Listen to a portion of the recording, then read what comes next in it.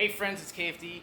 We've got your Kelly's Cars tech of the day. Today we're doing 2 serpentine belts on a 2008 Range Rover HSE Supercharged 4.2.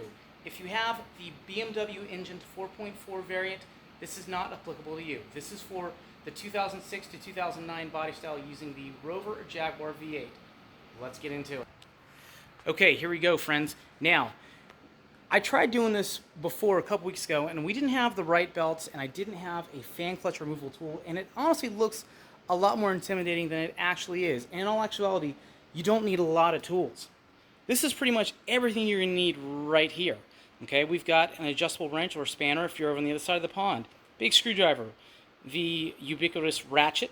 Okay, we have a 6mm, 10mm, and a 13, and this is a bleeder wrench that has an 8 and a 10 on it and another 10mm wrench. There's a few 10s underneath the car you're going to need to get to, so if you have a zip gun, that'll work out as well.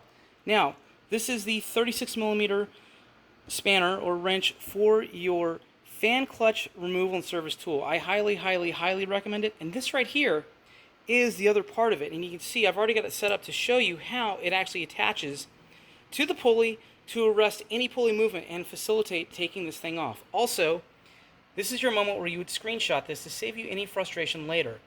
I always will get into a car, tear it apart, and then cannot figure out for the life of me even the simplest serpentine belt. So let's get into it real quick, okay? Like I say, the Supercharged unit uses both belts. Both of them run off the crank, which I have here, and the Supercharged belt is in front of the main serpentine belt. But in order to pull off the main serpentine belt, you have to remove this pulley right here, and this pulley bracket is for the fan and this fan pulley. Okay, so you can see it's 5 6mm bolts. They pull right out, and then you can access this. It's going to be a little bit tricky. I'll be quite honest. It'll be a little bit tricky to try and pull this belt from the back of that tensioner, but it's doable. It's accomplishable. Also, the reason why I have that big adjustable wrench is for moving the tensioner. Now, the tensioner does have a 3/8 square drive, so if you have a long 3/8 breaker bar, I just couldn't get enough leverage from any location with the breaker bar, so that's why I'm relying on the adjustable crescent wrench. So, the same thing with this guy as well.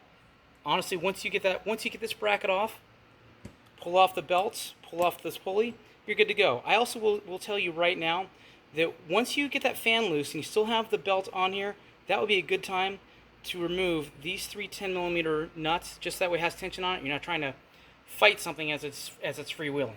Okay, so anything else to pay attention to, I'll mention right now.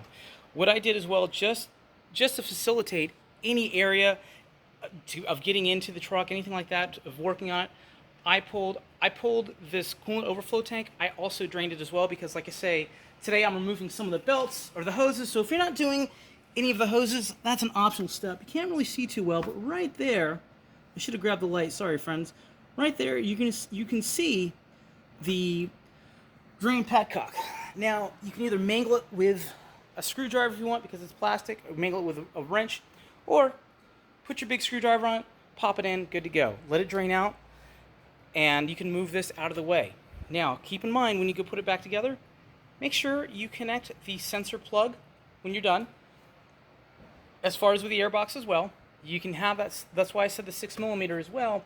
So you take the band clamp off of this side, disconnect this PCV guy, disconnect your airflow or your not your airflow meter. What are these dang things called these days? Mass airflow sensor. Sorry. And then the other thing I would recommend as well, like I say, is Rick and I kind of forgot this last time. Make sure you connect this back to your airbox because you will notice a vacuum leak. You might have a rough idle, anything that sort of thing. Airbox is pretty straightforward. Once you get this air intake tube out, airbox pops right out. You're good to go. And that's about it. I mean, that's really all there is to it. I mean, I thought this thing was a lot more difficult than it was, and honestly, it wasn't. So just make sure you have all your parts and tools somewhat organized, and just be careful. Make sure you reconnect everything when you're done, and you should have the belts back on this thing in no time. Thanks for watching. I hope this helps someone else because, I wish I had this video when I started. Enjoy working on your Range Rover, friends.